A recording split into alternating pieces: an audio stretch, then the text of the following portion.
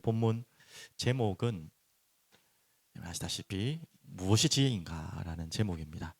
오늘 지금 말씀 읽으셨는데 좀 이해되십니까? 아니면은 어제 읽어보시면서 이제 좀 이해가 되셨습니까? 이해되신 부분도 있을 거고 이게 무슨 말인가 말 뜻은 알겠는데 이 깊은 의미를 모르시는 분도 분명히 많을 겁니다. 저도 한 주간 내내 이 본문을 묵상하면서 어떻게 전달해야 되나 굉장히 고민이 많이 되는 메시지입니다. 왜 그러냐면 일단 내용 자체가 여러분 그냥 가볍게 읽어서는 이게 도대체 무슨 말이야 할 부분들이 굉장히 많이 나오거든요. 또 말은 이해됐는데 이게 도대체 무슨 의미일까라는 부분이 많기 때문에 정말 이 부분을 어떻게 다 우리 성도님들께 전달이 될까. 또 하나 더 제 우려는 아이들이 많은데 우리 아이들이 이걸 어떻게 다 이해를 시킬까라는 부분이 있었지만 모든 것 성령님께 맡기고 우리가 이게 다 혹시 이해 못할지라도 여러분에게 하나님 주신 말씀을 꼭 찾아서 기도로 응답으로 확인하는 시간 되면 좋겠습니다. 자, 그래서 제일 첫 번째, 여러분 좀 여기 서론에 대한 저 단어가 요즘에 좀 공감되시죠? 무표정의 시대가 왔습니다. 방금 우리 집사님도 기도하셨지만 나라가 지금 너무 힘들고 정치도 어렵고 지금 불이 난리 났고 또 세계적으로도 뭐 또 지진이 일어나가지고 힘든 사람도 많습니다. 뭐 그런 것들 때문에도 있지만 이 무표정이라는 의미가 그런 일들 상황들 때문에 내 표정을 감추는 그래서 절제하는 의미의 무표정도 있지만 뭐 그 부분들이 우리가 인정하고 그런 부분도 필요하겠죠. 아니 지금 막 시대가 어렵고 힘든데 나 혼자 막 웃고 다니면 되겠습니까? 또 막 지금 너무 기쁜 날인데 내 혼자 울고 있어도 안 되는 것이고요. 그래서 참 이 표정 관리하는 게 참 쉽지 않습니다. 맞아. 근데 지금 그런 의미의 좋은 의미의 무표정을 말하는 것이 아니라 방금 잠시 설명드린 것처럼 어떤 시대냐 울어야 될 때 울지 못하고 웃어야 될 때 웃지 못하는 그런 지금 이야기를 하는 것입니다. 내가 지금 울어야 되는가 웃어야 되는가 모를 때 있잖아요. 내가 지금 울어야 될 걸 아는데 그래도 내가 절제하자 이거 말고 내가 지금 울어야 되는가 내가 지금 웃어야 되는가 이걸 지금 구분하지 못할 때 있잖아요. 지금 오늘 본문의 메시지가 이 부분과 연결되기 때문에 이야기를 합니다. 그래서 우리가 뭐가 중요하냐 오늘 지혜에 대해서 알아보는 시간 아닙니까? 지혜라는 도대체 무슨 말인가? 우리가 어느 정도 알고 있는 기본적인 지식의 지혜란 단어를 알지만 그 부분을 가지고 오늘 지혜가 무엇인지를 반드시 찾고 가셔야 돼요. 지혜가 무엇인가? 두 사람 좀 극단적인 두 사람의 예를 한번 들어볼게요. 돈키호테 압니까? 우리 아이들 돈키호테 알죠? 돈키호테 만화도 나오고 뭐 소설에도 나오는데 그 돈키호테가 어떻게 보입니까? 지혜롭게 보입니까? 좀 어리숙해 보입니까? 약간 좀 더 나간 바보같이 보입니까? 예, 어리숙해 보이죠. 굉장한 풍자를 담은 내용이긴 하지만 우리 가볍게 생각하면 돈키호테 하면 때를 모르고 자기를 모르고 그냥 막 들이닥치는 사람을 다 돈키호테 같다 그러잖아요. 맞죠? 자기가 누군지도 모르고 또 지금 뭐 할 때도 모르고 막 엉뚱한 데다 막 칼을 찔러대고 막 그러잖아요. 맞죠? 막 뭐 풍차 같은 데 찌르고 막 많아 보니 그렇대 보니까 그런 사람이 있고요. 돈키호테 같이 자기가 한마디로 뭡니까? 뭔가 대단한 뭔가 일을 하는 사람인 것처럼 자기가 뭘 해야 될지 지금 무슨 시대인지를 모르죠. 또 반대로 또 대표적인 분이 철종 우리나라의 철종 뭐 강화도령이라고 보통 이야기하는데 아시죠? 이분은 또 뭡니까? 정말 중요한 자리에 자기를 그 나라에서 앉혔는데 자기가 무엇을 해야 될지 모르는 거예요. 그러니까 강화도령 강화도에서 지게꾼 하던 그 시절의 모습 그대로 왕궁에 와서 그 일을 하는 거예요, 맞죠? 그래서 막 아시다시피 뭐 그냥 밥은 언제든지 먹을 수 있는데 몰래 숨어가지고 부엌에 가서 밥 훔쳐 먹다가 걸리고 뭐 이런 이야기가 진짜인지 모르겠지만 일화가 유명하지 않습니까? 한마디로 뭘 이야기하려고 하냐면 지금 지혜를 모르는 때를 살아가는 우리일 수 있다는 것입니다. 지혜라는 것은 한마디로 지금 이야기를 하면 때를 아는 것이 지혜입니다. 가볍게 눈치가 빠르고 이게 군대 가면 특히 굉장히 이게 중요하거든요. 지금 뭐 할 때인지 이거 지금 빨리 할 때인지 너저하고 시간을 때워야 될 때인지 우쩍하는 소리지만 군대에서는 또 시간 때울 때도 있거든요. 빨리 안 해야 될 때도 있어요. 빨리 해버리고 더 고생하거든요. 천천히 그냥 하루를 시간을 때우기 위한 때도 있고 또 빨리 해버리고 쉬어야 될 때도 있고 그런 지금 눈치를 잘 보자는 말이 아닙니다. 그런 때를 이야기하는 것이 아니고 그런 때를 잘 아는 것을 하나의 지혜일 수 있겠지만 그걸 지금 이야기하는 것은 아니겠죠. 그렇죠? 그래서 오늘 본문이 지금 본론 미리 말씀드리면 오늘 메시지의 결론까지 가셔야 돼요. 본론까지 가셔서 다 들었다 하시면 안 되고 결론에 오늘 중요한 답을 다 전달하기 위해서 지금 본론을 지나가는 거거든요. 원래 본론에 가장 중요한 것이 있고 서론 결론이 본론을 설명하는 것인데 오늘만큼은 결론을 가기 위해 본론을 지나가는 부분입니다. 메시지 들어보면 이해하시겠지만 그래서 오늘 제일 먼저 이해되지 않는 그냥 쭉쭉쭉 읽어 나가셨고 어제 읽으신 분들도 나름대로 깊이 읽으신 분들도 아마 다 해석이 안 됐을걸요. 이해가 이게 무슨 말인가 했던 게 많을 건데요. 그 부분을 오늘 먼저 지나가겠습니다. 그래서 오늘 제일 먼저 찾아야 될 것이 뭐냐면 요한의 때를 지나서라는 이야기를 합니다. 자, 24절부터 한번 차근차근 다시 한번 볼게요. 24절부터 보시면 요한이 보낸 자가 떠난 후에 예수께서 무리에게 요한에 대하여 말씀하시되 지금 예수님과 요한의 대화는 대화가 아니죠. 그 요한의 제자와의 대화는 이제 마무리되고 그 이후로 연결되는 부분입니다. 요한에 대해 말씀하시되 너희가 무엇을 보려고 광야에 나갔더냐 바람에 흔들리는 갈대냐 그러면 너희가 무엇을 보려고 나갔더냐 부드러운 옷 입은 사람이냐 보라 화려한 옷을 입고 사치하게 지내는 자는 왕궁에 있느니라. 자, 여기서부터 예수님 무슨 말을 하는지 잘 이해가 안 되시죠, 맞죠? 요한을 한마디로 설명하는 것입니다. 많은 무리들이 지금 요한에 대해서 예수님이 지금 말씀하고 있는데 지금 다 설명하려면 너무 길고요.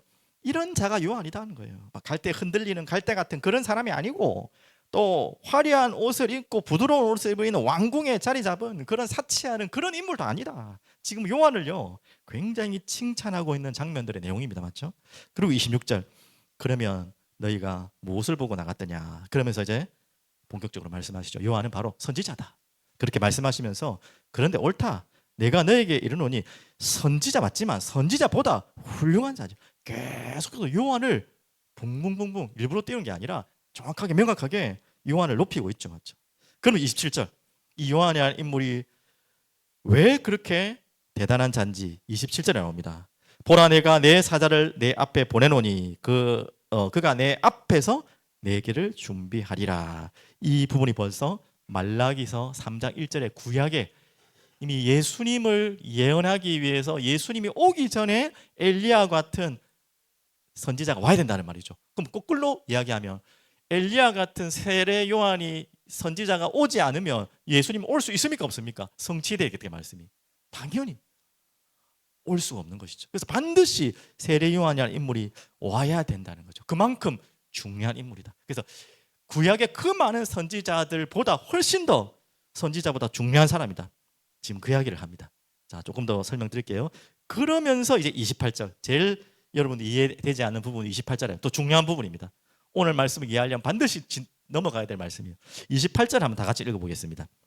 내가 너희에게 말하노니 여자가 낳은 자 중에 요한보다 큰 자가 없도다. 여기까지 한번 보겠습니다. 여기까지는 조금 이제 이해되셨죠? 근데 조금 과장된 것 같기도 하죠. 여자가 낳은 자 중에 가장 큰 자다. 큰 자가 없도다. 너무나 요한을 이렇게 높이고 있습니다. 요한보다 큰 자가 없도다. 이 말은 무슨 말입니까? 맞죠? 그 사람, 그 사람의 그냥 뭔가에 가진 것 이것을 말하는 것이 아니고요. 어떻게 보면 오늘 계속해서 말씀하고 있는 지혜라는 질문에 대한 답이에요. 때를 이야기하는 것, 때. 왜 요한이 그 이전에 모세도 있고요. 엘리야 진짜 원래 엘리야도 있고 많은 선지자들 그 유명한 선지자들 많은데 왜 요한을 가장 큰 자라고 합니까? 이것은 요한이 모세보다 더 낫고 이 비교 우위를 말하는 게 아니에요. 예수님은 무엇을 말하냐면 때를 이야기하는 거예요. 때. 왜? 이제는 구약을 종결하는 이제는 예수 그리스도가 오셔야 되는데 세례 요한이 오지 않으면 예수님 올 수 있다 없다? 말씀을 근거로 올 수가 없어요. 세례 요한이 와야지만 예수님 올 수 있고 또 세례 요한은요 예수님과 동시대에 살았던 눈앞에서 예수님을 봤던 예수님을 세례 주었던 가장 어떻게 보면 중요한 때에 역할을 했던 선지자란 말이에요. 누구보다 낫고 누구보다 낫고 이런 의미의 가장 큰 사람이란 말이 아니에요. 맞죠? 가장 중요한 때.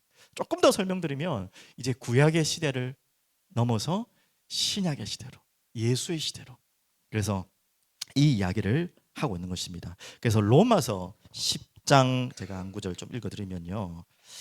로마서 10장 20 로마서 10장 잠시만요. 어디 갔나요? 예.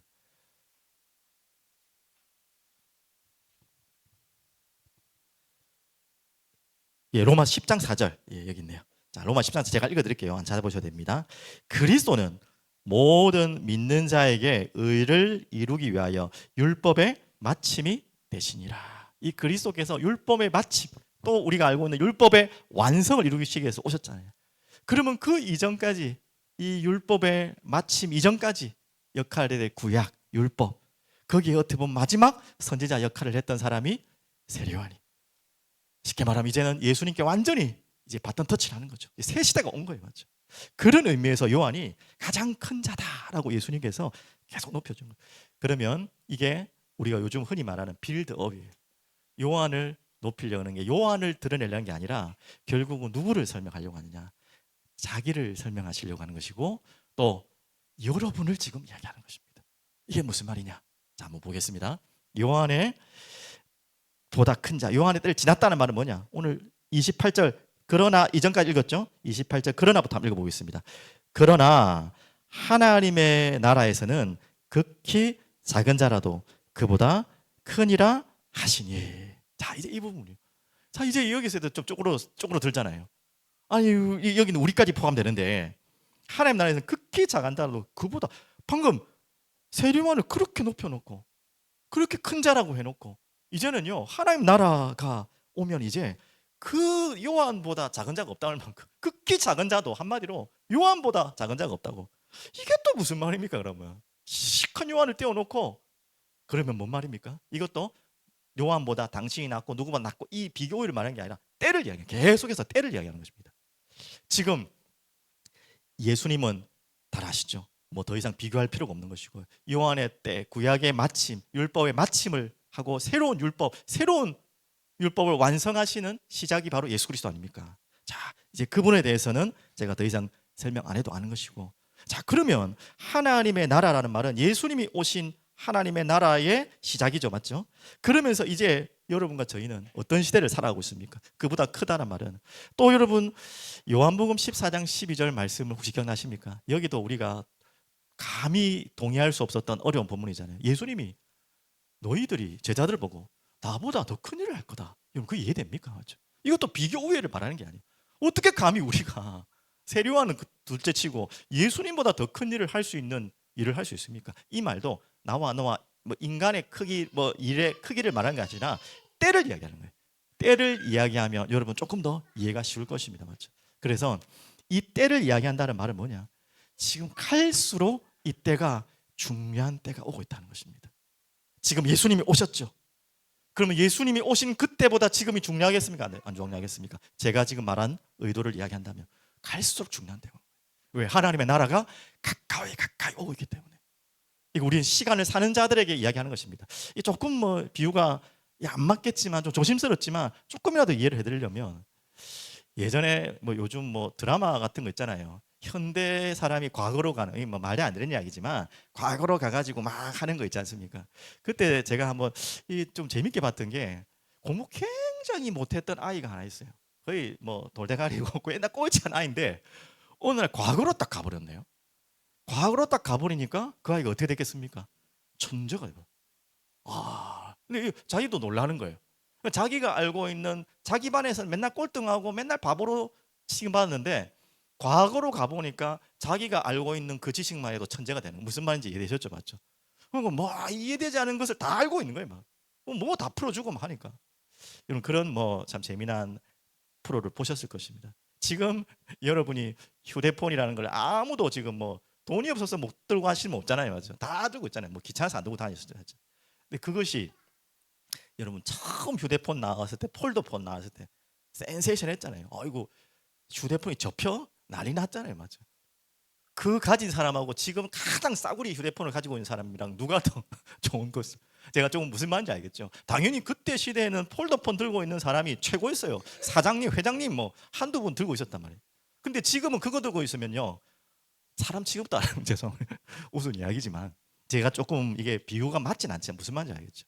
이거는 과학적인 이야기를 말하는 것이 아니라 갈수록 시대가 중요한 시대를 맞이하고 있다는 것입니다. 그리고 갈수록 우리의 때가 중요한 때를 가지고 있다는 거예요. 그래서 여러분이 지금 예수 그리스도를, 여러분 세례요한보다 여러분 별로 지금 신앙생활 많이 안 하신 것 같잖아요, 맞죠? 이거 비교우기가 좀 그렇지만 세례요한보다 여러분이 예수님을 더 많이 합니까, 모릅니까? 또 어떻게 하면 조금 더 이야기하겠습니다. 여러분이 세례요한보다 예수님을 더 많이 알 수 있는 시간에 있습니까? 모르는 시간에 있습니까? 당연히 많이 알 수 있는 시간이 있어요. 아니죠. 왜? 세례요한은 옆에서 받고 뭐 그렇게 선지자인데요. 그렇게 알 수 있죠. 하지만 그 다른 것입니다. 맞죠? 이제는요. 예수님의 공생의 시대보다 더 중요한 시대를 살고 있어요. 무슨 시대입니까? 성령께서 오신 시대라는 거예요. 그래서 예수님이 제자들에게 한 말이 그겁니다. 내가 한 일보다 더 큰 일을 말하는 건 내가 한 그 일보다 크다는 말이 아니라 너희가 살아야 될 그 뒤의 시대가 성령께서 함께 하셔서 더 많은 더 하나님 나라와 가까운 일을 있는 시대에 살아야 되기 때문에 많은 일을 할 수 있다는 그 의미입니다. 크기의 의미, 뭐 무게의 의미를 말하는 것이 아니죠. 참 어렵죠, 설명하기가. 그만큼 지금 이 우리의 영적인 세계이기 때문에 저도 다 설명을 못할 만큼 그런 시대입니다. 그럼 조금만 적용하면 어떻게 되겠습니까?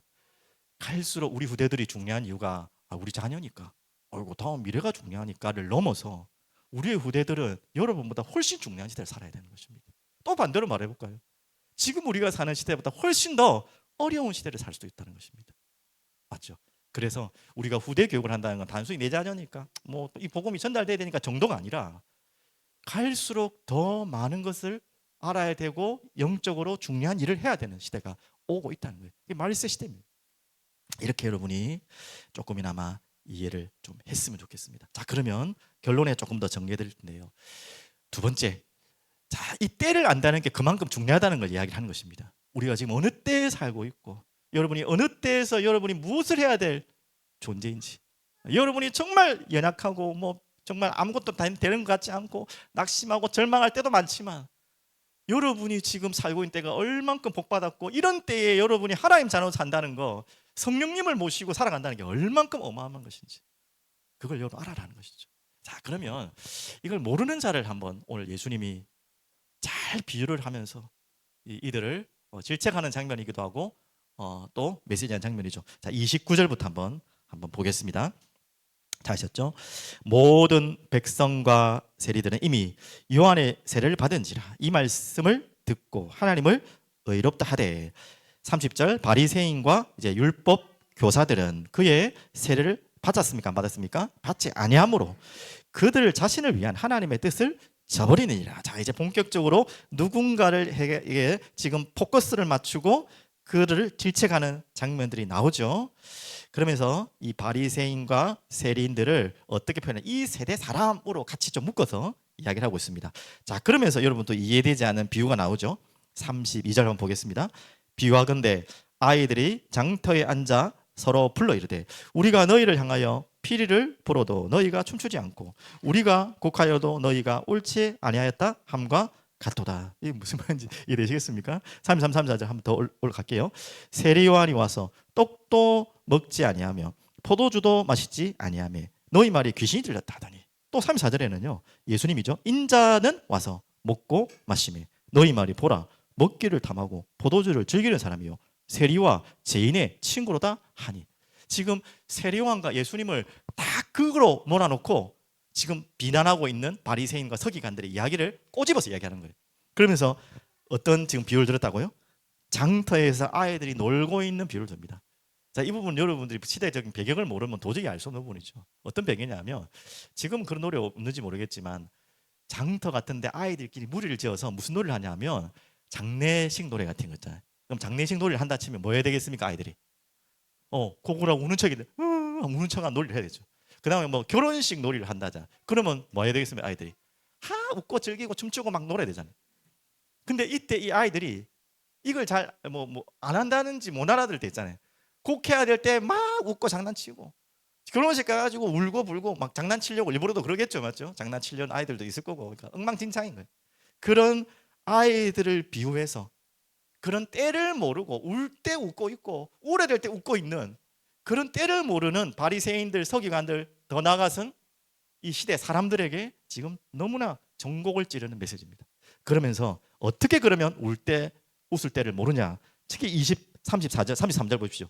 세례 요한과 예수님은 너무 극명합니다. 누가 맞냐 이거예요, 쉽게 말하면. 여러분 이렇게 이야기하면은 이게 완전히 극단적이거든요. 세례 요한은 뭐 했냐? 떡도 마시지 않냐고 포도도 마시지 않냐고 그러니까 막 사람들이 뭐라고 또 욕했냐? 자, 귀신 들렸다 저거. 완전히 한마디로 율법이다. 저거 완전 율법이고 저거 완전히 이런 식으로 요즘 같으면 그렇게 비난한 것이죠. 그리고 예수님 보니까 인자는 와서 먹고 마시고 세례요한과 완전 반대되는 거예요. 어떻게 보면 저번 주 본문에 세례요한이 예수님의 질문했던 것처럼 당신이오니까라는 질문에는 세례요한조차도 궁금했었을 거예요. 예수님 금식도 하지 않고 예전에 우리 읽었던 본문이죠. 뭐 손도 씻지 않고 먹고 이거 아닌데 율법을 완전히 다 엉망진창으로 이렇게도 느낄 수 있잖아요, 맞죠? 이 부분이 자 충분히 바리새인 서기관들이 비난할 수 있지만 이 부분이다. 자 그래서 포도주를 즐기는 사람이요 세리와 진의 친구라 하니 자이 부분입니다. 자 이 부분이 굉장히 여러분 이해하기 어려웠을 텐데 바로 때를 이야기하는 이것도. 자 예수님이 오기 전에 세례요한이 했던 것이 무엇입니까? 회개하라 천국이 가까웠다 하면서 무엇을 계속 이야기하는 거죠? 우리들의 죄를 이야기하는 거예요. 우리가 죄인이다. 우리가 돌아와야 된다. 그러면 뭘 이야기합니까? 지금 장래 때를 말하는 거예요? 결혼 때를 말하는 것입니다. 지금 장래 때를 이야기하는 거예요. 지금 우리 울 때다. 지금은 시간이 딱 어느 시간 지금 그렇게 나누는 게 아니었죠. 우리에게도 그때를 알아야 된다는 거예요. 우리가 신앙생활 할 때 이때를 알아야 돼요. 아 내가 죄인이고 내가 정말 울어야 될 죄인이고 우리 모든 자는 이 죄에서 돌이켜야 되는구나. 이 죄가 나를 완전히 억누르고 있구나. 그걸 알고 세례요한은 계속 어떻게 보면 찌르면서 했잖아요. 이 독사의 자식들아까지 해서하면서 막 돌아오라면서 마음을 전곡을 찔렀어요. 불구덩이 지금 온다, 지옥에 온다 막 그렇게 한 거예요. 틀린 이야기 아닙니다. 정확한 메시지. 이때는 무슨 때라고요? 장래 때라는 거예요. 울 때라는 거예요. 자 그런데 예수님이 오셨습니다. 예수님이 자기 방어하려고 먹고 나서 막 세리다고 먹고 나서 막 이게 이게 술이 아니고 이게 뭐 이렇게 잔치집에서 세리랑 먹고 하면서 무슨 이야기 하셨습니까? 왜 너는 세례요한처럼 안 하냐 할 때 예수님 뭐라고 말씀하셨죠? 지금은 신랑이 왔다는 거예요. 신랑이 와서 지금 잔치를 할 때라는 거예요. 지금 그럴 때가 아니라는 거예요. 지금 그 이야기를 하는 것입니다. 이제는 무엇입니까? 이 구원의 주 메시아가 오셨어. 우리의 모든 죄를 완전히 담당하실 그래서 기쁘고 즐거울 때가 온다는 거예요. 그리고 예수님 뭐라고 하셨습니까? 금식하지 마라 안 했잖아요. 내가 십자가 진 이후에 그때 다시 해라 이거죠, 맞죠? 때를 이야기하는 것입니다. 이게 맞고 저게 맞고 내가 맞고 네가 틀렸고 이 말을 한 게 아니에요. 좀 어려운 좀 이야기죠. 여러분 다 어느 정도 다 이해하셨겠지만 그겁니다. 지금 그 이야기를 하는 거예요. 그걸 모르는 거예요. 그러니까 지금 울어야 될 때는 이들이 뭐 합니까? 울지 않고 있고 이 바리새인들이. 이제는 정말 주님이 오셔서 왕이 오셨고 신랑이 오셔서 그와 함께 그분을 모시며 정말 축제를 벌려야 될 기쁠 때는 웃을 줄도 모르고 울고 있는 거예요. 그냥 장터인 아이처럼 울 때는 웃고 있고 울어야 될 때는 울고 있고 이걸 전혀 파가지 못하는 어리석은 자다. 지혜 없는 자다. 때를 모르는 것이 어리석다 이 말이에요. 참 어려운 이야기입니다. 여러분 충분히 이해하실 줄 알고요. 자 그러면 오늘 결론으로 가기까지 오늘 이 본문을 통과해야 되는데요.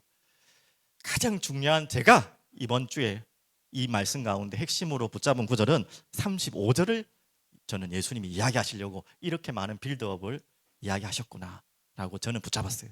자 35절을 결론으로 내대 결론에 모든 걸 다 정리하겠습니다. 35절 다 같이 한번 읽어볼게요. 시작.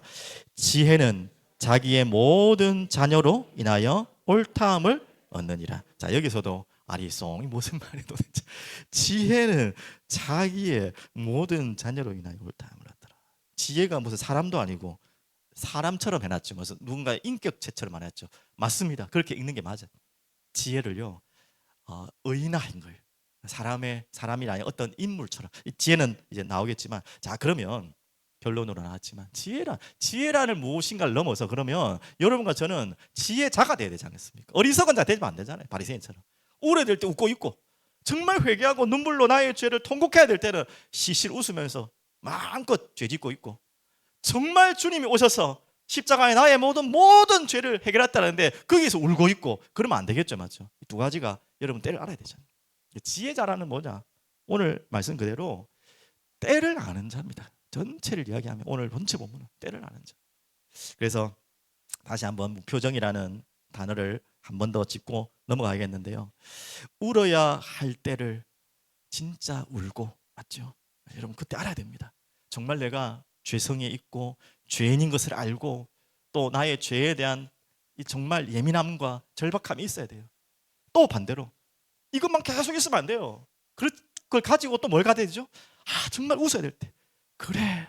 그렇지만 그걸 우리가 쉽게 간과하라는 말이 아닙니다. 그렇지만 주님이 날 위해 오셨구나.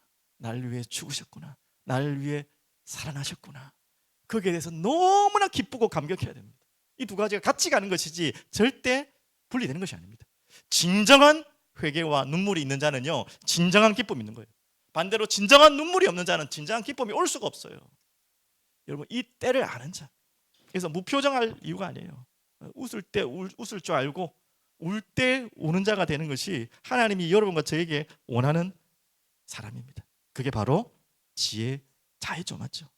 그래서 무표정, 지금은 어떤 때입니까? 지금 이 시대는 그게 없는 시대잖아요. 전혀 엉뚱한 시대가 지금 왔습니다. 그러면서 조금 더 말씀드리면 지금은 어느 때입니까? 언제든지 주님이 기다려주시고 있는 구원의 때, 우리가 은혜 받을 때, 구원의 때, 은혜 때는요 때가 없어요. 언제나 우리에게 하나님은 구원받고 은혜 받을 때를 놓치지 말라고 하십니다. 그리고 두 번째, 이제 때를 아는 것은 지금까지 말했고요. 자, 그러면 이게 지혜라면, 지혜는 때를 안다면 더 근본적인 걸 알아야 되겠죠. 뭘 알아야겠습니까? 이 때를 움직이시는, 때의 주인 되시는, 그리고 이 때를 알도록 우리에게 지혜 주시는 그 지혜를 아는 것이 중요한 것이죠. 그 지혜의 주인이 누구냐 이 말이에요. 오늘 그 말입니다. 지혜는 자기의 모든 자녀로 했죠. 지혜, 그분이 누구입니까? 바로 지혜는 하나님을 아는 자가 바로 지혜입니다. 여러분이 가장 지혜로운 자는, 아니, 지혜의 모든 시작은, 근본은 어디에서 온다고요? 하나님을 아는 것. 자, 우리 잘 아는 말씀입니다. 다 같이 한번 보겠습니다.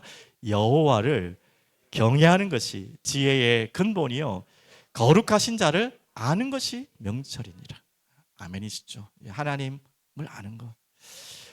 여러분께 제가 좀 민망하지만 부끄럽지만 하나님 앞에서 하는 말이지만요, 제 설교를 이야기를 잘 안 하는데 저번 주죠. 금요 기도의 말씀을 꼭 들어보십시오. 하나님 아버지라는 제목인데, 제 메시지 이전에 그 하이델베르그 교리문답에 있는 믿음의 우리 선배들이 하나님을 정리해 놓은, 성경을 근거로 해 놓은 너무나 아름다운 정리 내용입니다. 그래서 하나님 아버지, 저도 그 읽으면서 너무 은혜되어서 그냥 메시지 전하는 게 너무 편했어요. 은혜 받은 그대로 그냥 전달한 것밖에 없으니까. 그래서 여러분과 저희가요, 하나님을 누구로 부를 수 있다고요? 우리 아이들아, 아버지. 이거 어마어마한 일입니다. 하나님을 아버지라 부를 수 있는 거예요. 이 의미에 숨겨져 있는 내포적인 의미는 얼마나 많습니까? 오늘도 여러분은 기도했습니다. 잘 모르고 하고 지나가다 한 것쯤 모르겠지만 뭐라고 기도했습니까? 전능하사 천지를 만드신 하나님 아버지를 내가 믿사오며. 절대 여러분 형식적으로 주문처럼 질질질 이렇게 외우면 안 돼요, 맞죠? 진짜 전능하신 나의 창조주이신 나의 아버지를 알고 고백해야 되죠. 자, 그러면서 한 가지만 더 말씀드릴게요. 다 같이 읽겠습니다. 우리 주 예수 그리스도의 하나님 영광의 아버지께서 지혜와 계시의 영을 너희에게 주사. 누구를 알게 하시고? 하나님을 알게 하시고. 여러분이 해야 될 영원한 기도 제목입니다. 우리 여기 세 가족도 있지만 세 가족 우리 청년에게도 제가 제일 첫 번째 기도 제목 드렸던 내용입니다. 이 부분은요, 여러분 영원히 해야 될 기도. 여러분이 살아있는 동안 우리 주 예수 그리스도 하나님 영광의 아버지께서 지혜와 계시의 영을 내게 주셔서 누구를 알게 해달라고요? 하나님 알게 해달라. 여러분, 이 기도가 여러분 마음속에 멈추는 순간이라 여러분 가장 위급한 때입니다. 지금 가장 시급한 때고요, 가장 여러분이 위험한 때입니다. 여러분 마음속에 언제나 아이고 나 이제 오래 신앙생활 했고 성경도 많이 읽었고 많이 압니다. 그 부분 너무 좋은 거예요. 그런데 이제 더 이상 하나님 알고 싶은 마음이 없습니다. 굉장한 위기입니다. 이 균열이, 신앙의 균열이, 믿음의 균열이 시작된 것입니다. 여러분 오래 믿었다고 이제는 다 안다고 더 이상 알고 싶은 마음이 없다. 이거 큰 문제예요. 여러분이 평생 일평생 내 마음속에 간절해야 될 기도는 이겁니다. 하나님 알게 해 주시옵소서. 여러분 지금 한번 양심의 손을 얹고 하나님 앞에서 한번 질문해 보시죠. 내가 지금 하나님 알게 해달라는 갈급한 마음이 있는지, 그 마음으로 주님 알게 해달라고 더 알고 싶다고 그렇게 기도가 내 마음에서 우러서 나오는지. 제일 주의해야 될 분이 누군지 알아요? 이 말을 하고 저예요. 다 안다고 착각하는, 또 이걸 전하고 있으니까 다 내가 뭐 또 아는 것처럼 아는데 저도 잘 몰라요, 솔직히. 그래서 진짜 이 기도, 이 바울이 했던 기도고 또 바울이 에베소 교회를 향한 기도를 가르치는 기도이기도 합니다. 그래서 이 기도는 절대 놓치면 안 돼요. 하나님 계시의 영을 우리가 알 수 없기 때문에 주님의 성령의 능력으로 하나님께서 알게 해줘야 되겠죠. 하나님 알게 해달라고. 여러분이 이 기도를 시작하시고 끝까지 이 기도를 놓치지 마시기 바랍니다. 맞죠? 자, 그러면서 마지막 세 번째입니다. 세 번째, 하나님이 옳다 할 자. 자, 오늘 지혜로운 자는 누구냐? 첫 번째는 때를 아는 자. 이 부분 다 전체적인 의미죠. 두 번째는 하나님을 아는 자가 지혜로운 자예요. 자, 아무리 세상 것 많이 알고 있고 뭐 돌아가는 거 알고 세상에 이치한다. 어떻게 보면 가장 어리석은 자예요. 하나님을 모르면 알 수도 없고 그 아는 것이 다 틀릴 수도 있어요.